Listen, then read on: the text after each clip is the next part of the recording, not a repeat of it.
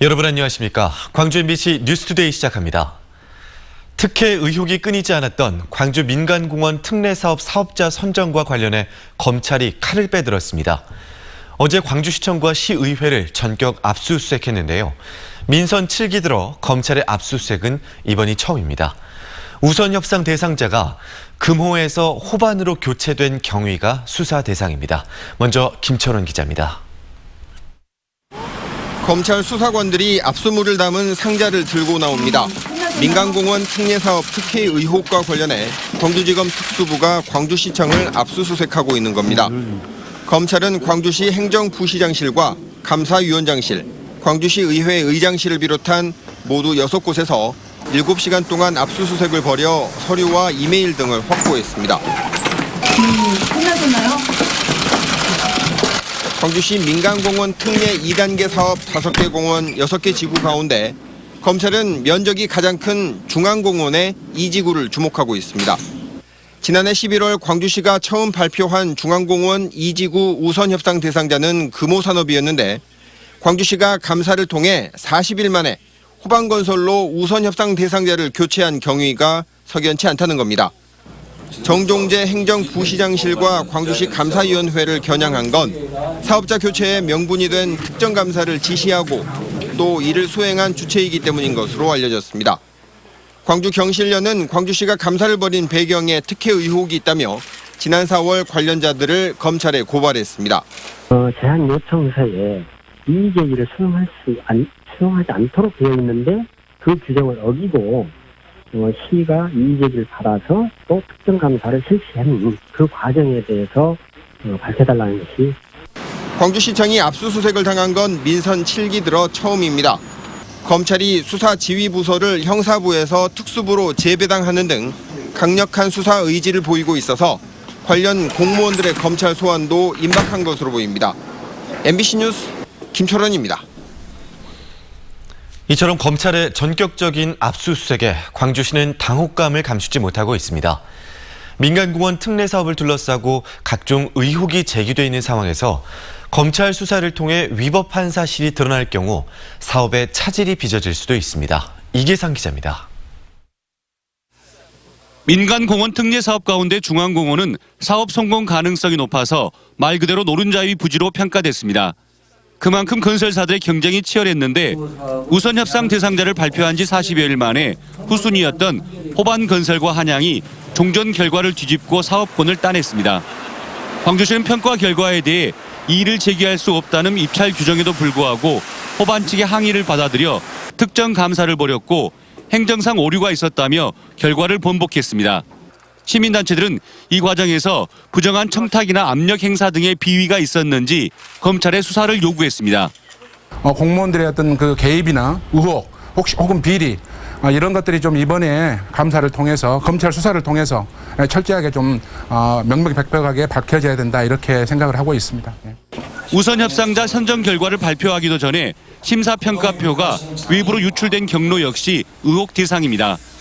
평가 자료가 광주시 의회를 거쳐 호반 측에 넘겨졌고 결과를 번복하는 상황까지 만들어졌는데도 업무 담당자를 단순히 징계하는 수준에서 어설프게 마무리했기 때문입니다. 검찰 수사를 통해서 특례 사업 관련자들의 위법 사항이 드러날 경우 행정 신뢰도는 떨어질 수밖에 없고 사업 차질도 불가피할 것으로 전망됩니다. 특히 공원 일몰제 시한이 내년 6월 말로 정해져 있는 상황에서 사업 시행자가 확정되지 않고 토지 보상 절차도 지연될 경우 사업 자체가 좌초될 수도 있다는 우려가 커지고 있습니다. MBC 뉴스 이계상입니다. 중소벤처기업부의 2차 규제 자유특구 지정을 앞두고 광주시 무인 저속 특장차 특구가 우선 협의 대상에 선정됐습니다. 광주시는 이에 따라 주민과 기업 등의 의견을 수렴하기 위해 특장차 규제 자유특구 계획의 주요 내용을 한 달 동안 공고한 뒤 시민 공청회를 개최할 계획입니다. 오는 11월에 광주 특장차 특구가 규제 자유 지역으로 지정되면 재정 지원과 세제 감면 등이 이루어지고 신기술에 기반한 신사업을 자유롭게 추진할 수 있게 됩니다. 현재 태풍이 북상 중입니다. 오늘 오후부터는 점차 태풍의 영향권에 들 것으로 보입니다. 미리 대비 잘하셔야겠습니다. 제13호 태풍 링링은 현재 강도는 매우 강, 크기는 중형급을 유지한 채 북상 중입니다. 현재는 일본 오키나와 서해상에서 북상 중인데요.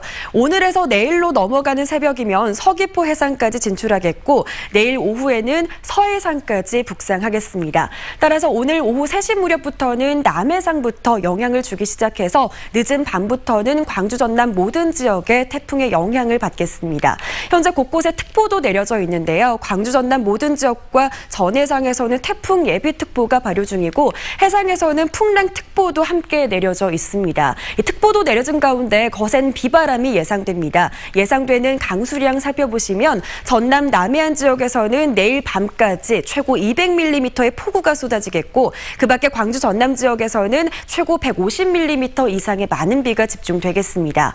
비도 비지만 바람도 매우 강하게 불겠습니다. 내륙에서는 초속 25에서 35m의 바람이 불겠고요. 해안 지역은 초속 40-50m, 특히 도서 지역은 초속 55m 이상의 매우 거센 바람이 예상되고 있습니다. 오늘 늦은 밤부터는 가급적 외출을 삼가시고요. 주변에 날아갈 물건이 없는지 확인 잘하셔야겠습니다. 날씨 정보였습니다. 광주 도시철도 2호선이 마침내 첫 삽을 떴습니다. 2025년 2호선이 완공이 되면 5개 자치구가 모두 도시철도로 연결이 되고 시내 대부분의 생활권을 30분 안에 갈 수 있는 대중교통망이 구축됩니다. 박수인 기자입니다.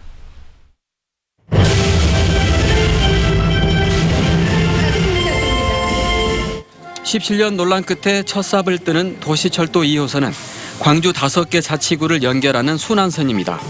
이 가운데 광주시청에서 광주역에 이르는 1단계 구간은 오는 2023년에 개통하고 나머지 순환선이 이어지는 2단계 구간은 2024년 완공됩니다.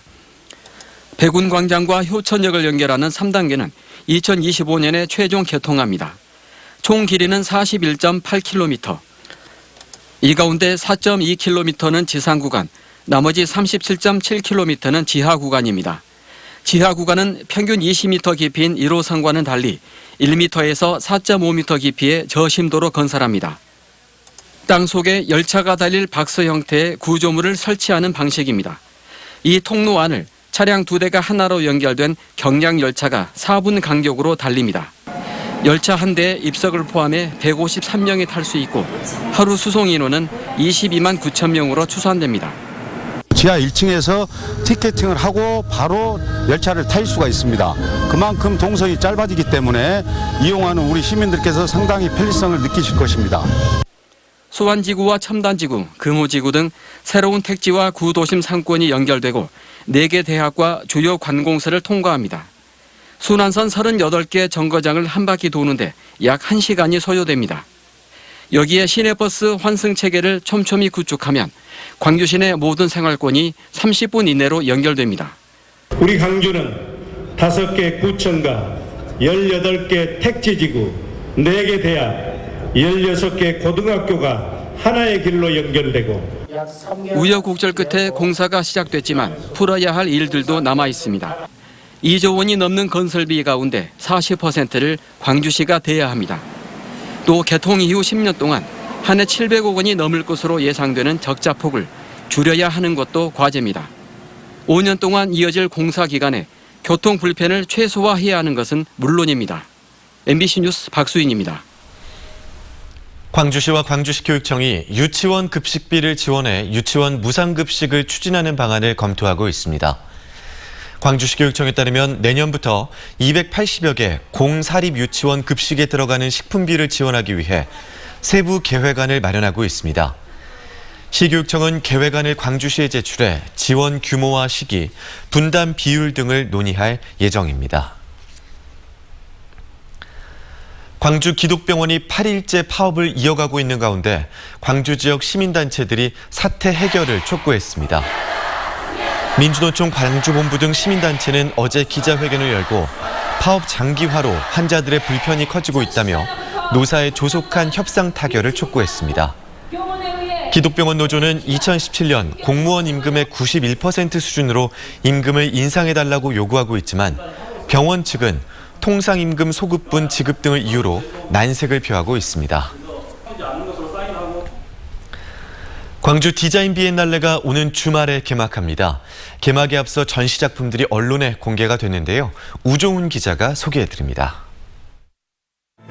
터널 같은 미디어월을 빠져나와 처음 만나는 공간에서는 오늘 당신의 기분이 어떠냐고 묻습니다. 다양한 기분을 13가지로 표현한 이모티콘에서 내 모습을 확인해보고 작은 볼로 만든 풀에서 나와 상대의 기분을 찾아볼 수도 있습니다. 이런 매개체를 통해서 더 밝은 분위기 그리고 나의 감정들을 더 적극적으로 소통을 해보자는 의의를 두고 있습니다. 사람이 다가서자 커다란 은색돔이 천천히 불을 밝힙니다. 온기로 작동하는 초경량 물질은 사람이 모일수록 꽃처럼 활짝 펴지고 빛도 한층 밝아집니다. 이번 광주 디자인 비엔날레의 주제는 휴머니티. 디자인을 통해 사람과 공동체를 탐구한다는 의미를 담았습니다. 디자인의 가치와 역할을 통해서 사회적 문제를 해결하고 지속 가능한 사회와 인류 공동체를 위한 디자인 비전을 제시하고자 합니다. 이번 비엔날레에서는 디자인 혁명을 이끌었다는 독일 바우하우스 100주년을 기념하는 전시와 기업들이 제시하는 미래의 디자인들도 다양하게 만나볼 수 있습니다. 50개 나라에서 650명의 디자이너와 120여 개 기업이 참여했고 1000점이 넘는 디자인 작품들이 선을 보입니다. 올해 디자인 비엔날레는 비엔날레 전시관에서 다음 달 31일까지 55일간 계속되고 문화전당과 디자인센터, 은암미술관에서도 특별전이 열립니다. MBC 뉴스 우종훈입니다. 조선대학교 치매국책연구단이 치매 예측 기술을 실증하는 사업을 추진합니다. 조선대 치매국책연구단은 8년 동안 축적된 연구 경험과 데이터를 바탕으로 치매 예측 기술을 개발했고 이를 임상 시험하기 위해 정부 공모 사업에 지원했다고 밝혔습니다. 이 사업에는 연구단을 중심으로 한 광주 지역의 컨소시엄과 삼성병원 등 수도권의 컨소시엄이 경쟁하고 있습니다. 조선대 연구단은 유독 한국인의 치매 발병률이 높은 이유가 유전자 변이 때문이라는 사실을 밝혀냈고 간단한 유전체 검사로 치매 위험도를 예측하는 기술을 개발한 바 있습니다. 조선대학교에서 열린 건설업계 채용 박람회에 많은 구직자들이 관심을 보였습니다. 이번 박람회에는 LH와 현대건설, 대림산업과 GS건설 등 국내 굴지의 건설 회사들이 참여해 채용 정보를 제공하고 구직자들과 1:1 상담을 진행했습니다. 또 건설업계에 취업한 선배들이 취업 준비생들에게 경험담을 소개하기도 했습니다.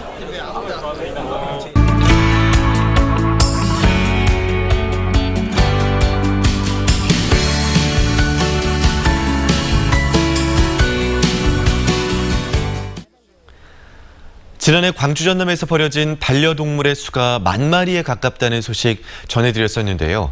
현직 수의사들이 자비로 봉사 동아리를 구성해서 유기동물들을 돌보고 또 보호소의 열악한 환경에 대해 알리고 있어서 눈길을 끌고 있습니다.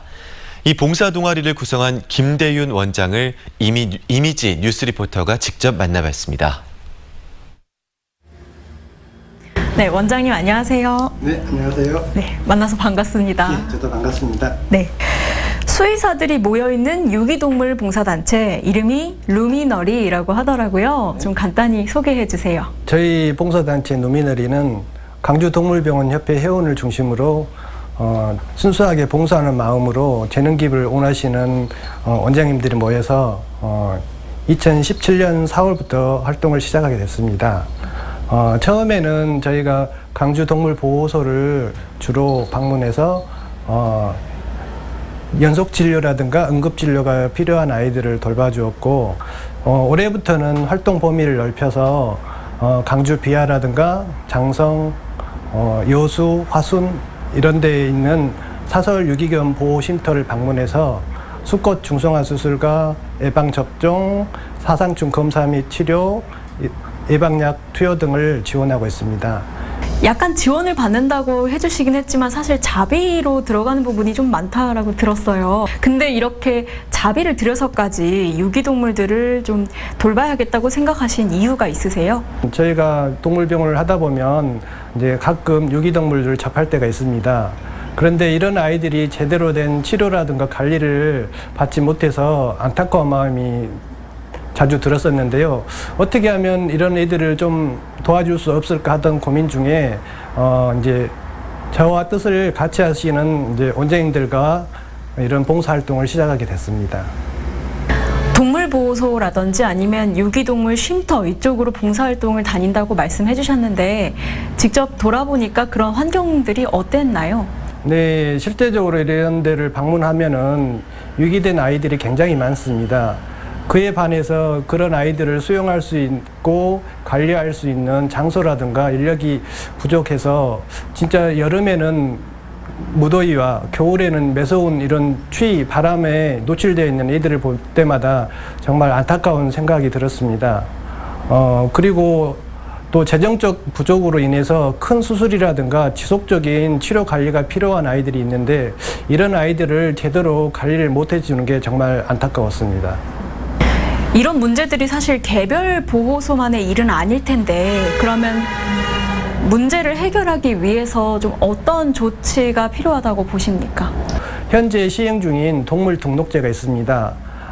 이런 제도를 적극 참여하셔가지고 유기견 발생을 조금이라도 줄였으면 하고요. 유기견 업무를 전담하는 수의사나 공무원이 없기 때문에 저희가 어떤 문제가 발생했을 때 지속적인 정책 추진이라든가 관련 예산 확보, 그 다음에 이런 행정적인 업무를 저희들이 이제 원했을 때 원활히 이렇게 처리되지 않은 걸 보고 좀 답답함을 느꼈고요. 물론 시청이라든가 구청에서 나름 고충은 있겠지만은 앞으로 이렇게 더불어 살아가는 우리 애들을 위해서 반드시 이런 전담 업무 부서를 꼭 신설해 주셨으면 감사하겠습니다.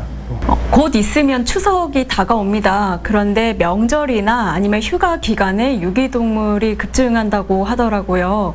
우리 반려동물을 키우시는 분들 그리고 시청자분들께 하고 싶으신 말씀 있으실 것 같습니다. 사람과 더불어 살아가면서 저희에게 심리적인 안정감과 친근감을 주는 친구, 가족과 같은 존재라는 의미로서 반려동물이라고 하고 있습니다. 정말로 이런 가족과 친구 같은 우리 아이들을 버리시겠습니까?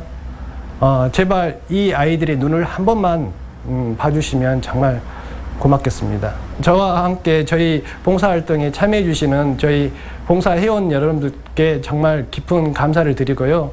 앞으로 저희 봉사단에 많은 관심과 지원을 꼭 부탁드리겠습니다. 네, 감사합니다. 알겠습니다. 오늘 말씀 잘 들었습니다. 고맙습니다. 전남 지역 친환경 농산물 인증 면적이 증가하고 있지만 친환경 농산물의 시장 규모는 줄고 있는 것으로 조사됐습니다. 한국농촌경제연구원에 따르면 지난해 전남 지역 친환경 농산물 인증 면적은 전년보다 2% 증가한 4만 4천여 헥타르로 전국의 55.8%를 차지했습니다. 하지만 친환경 농산물 시장 규모는 1조 2천억여 원으로 전년보다 5.4% 줄어들어 친환경 농산물의 소비 확대를 위한 제도 개선이 필요하다는 지적이 나오고 있습니다.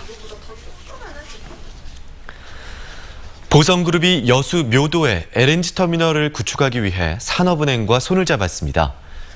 보성그룹은 KDB 산업은행과 묘도 동부가 LNG 허브 터미널 조성 등 에너지 지역 개발 사업에 대한 상호 협력 체계 구축을 위한 업무 협약을 체결했습니다. 이번 협약으로 산업은행은 보성그룹이 여수 묘도 87만 제곱미터 부지에 LNG 저장 탱크 4기와 항만 등을 구축하는 사업에 예비 금융 자문을 제공할 예정입니다.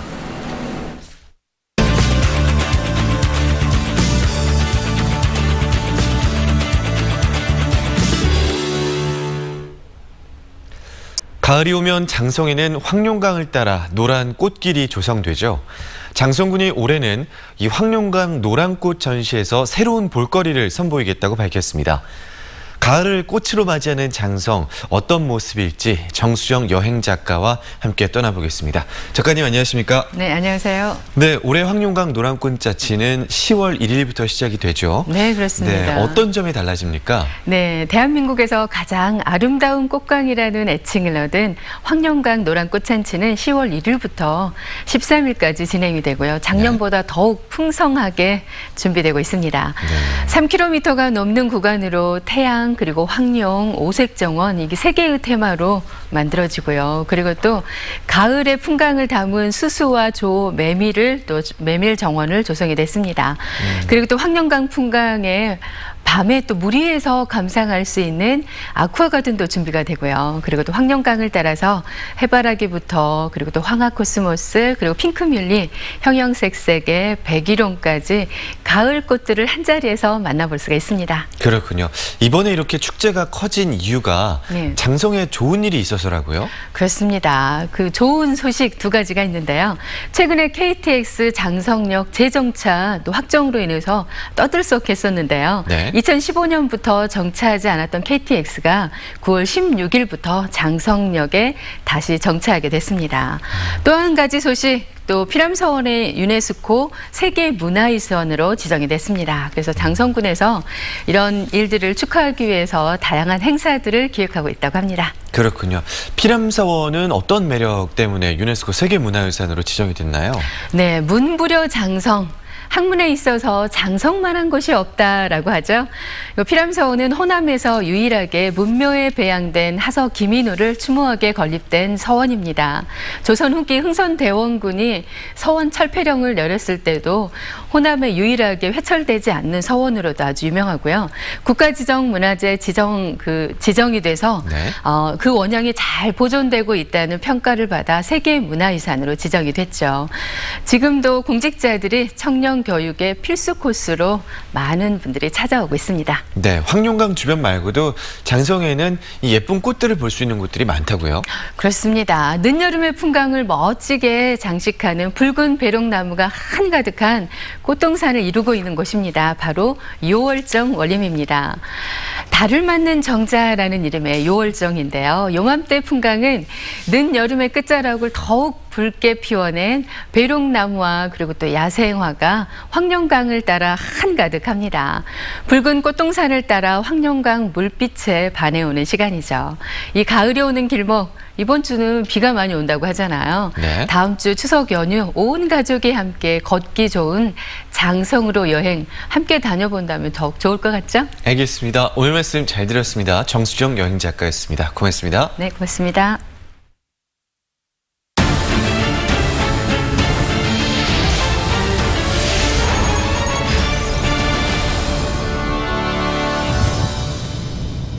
조합장 선거를 앞두고 억대 금품을 돌린 화순 축협 조합장 선거 후보자와 조합 간부들이 재판에 넘겨졌습니다.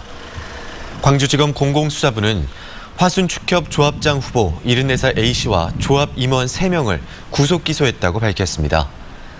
A씨는 선거를 앞둔 지난 2월부터 3월 초까지 지지를 호소하며 조합 임원들에게 1억여 원을 건네면서 조합원들에게 나눠달라고 요청을 한 혐의입니다. 임원들은 각각 2천만 원에서 3천만 원을 받아 조합원 25명에게 50만 원에서 850만 원을 지급한 것으로 조사됐는데 A씨는 정작 선거에서는 낙선했습니다. 무안국제공항의 제주 노선들이 전면 중단될 위기에 놓였습니다. 한국공항공사 등에 따르면 무안 제주 노선을 운항하는 아시아나와 티웨이 항공사가 구조조정과 적자 등을 이유로 다음 달부터 제주 노선을 전면 폐쇄할 방침인 것으로 알려졌습니다. 또 제주항공이 임시 운항하는 무안 제주 노선도 다음 달 말이면 기한이 만료돼 무안국제공항이 국내선이 없는 반쪽짜리 공항으로 전락할 우려와 함께 올해 이용객 100만 명 달성 목표에도 적신호가 켜졌습니다. 현재 태풍이 북상 중인 가운데 오늘도 흐린 날씨를 보이고 있습니다. 현재 정체 전선은 중부지방에 위치해 있지만 전선에 동반된 구름대의 영향으로 현재 우리 지역은 구름 가득 껴 있는 상태고요. 안개도 자욱한 상태입니다. 오늘은 대체로 이렇게 흐린 날씨가 이어지다가 늦은 오후부터는 태풍의 영향을 받겠습니다. 제13호 태풍 링링은 현재 강도는 매우 강, 크기는 중형급 세력을 유지한 채 일본 오키나와 서해상에서 북상 중입니다. 오늘에서 내일로 넘어가는 새벽이면 서귀포 해상까지, 내일 오후는 서해상까지 진출하겠습니다. 따라서 오늘 오후 3시부터는 남해안 지역에서, 오후 9시 이후부터는 광주 전남 모든 지역에서 태풍의 영향을 받겠습니다. 태풍이 점차 가까이 다가오면서 특보도 내려졌습니다. 광주 전남 모든 지역과 전해상에는 태풍 예비특보가 내려졌고요. 특히 해상에서는 풍랑특보도 함께 내려져 있는 상태입니다. 이렇게 특보가 발효 중인 가운데 거센 비바람이 예상됩니다. 오늘 오후 3시부터 내일 밤까지 전남 남해안에서는 최고 200mm의 물폭탄이 쏟아지겠고, 그 밖에 광주 전남 지역에서도 최고 150mm 이상의 많은 비가 내릴 가능성이 있습니다. 바람도 강하게 불겠습니다. 내륙 지역에서는 초속 25에서 35m, 해안 지역은 초속 40-50m, 특히 도서 지역은 초속 55m 이상의 매우 강한 바람이 예상되는데요. 이 정도 바람은 간판이 날아가고 나무가 부러질 정도의 세기입니다. 주변에 날아갈 물건이 없는지 확인 잘 하시고요. 오늘 늦은 밤부터는 가급적 외출을 삼가시는 게 좋겠습니다. 기온은 어제만큼이나 높게 오르겠습니다. 광주의 아침 기온 23도 안팎으로 시작해서 한낮 기온 30도 안팎으로 한낮에는 후텁지근하겠습니다. 목포의 낮 기온 29도, 해남도 29도로 예상되고요. 곡성과 구리, 순천의 낮 기온은 30도 안팎까지 오르겠습니다. 바다의 물결은 최고 3, 4m로 매우 거세게 일겠습니다. 이번 주 일요일까지는 태풍으로 인한 비가 내리겠고, 다음 주 월요일과 화요일도 기압골의 영향으로 많은 비가 내릴 것으로 예상됩니다. 날씨 정보였습니다. 이상으로 광주 MBC 뉴스투데이를 마칩니다. 함께해 주신 여러분 고맙습니다.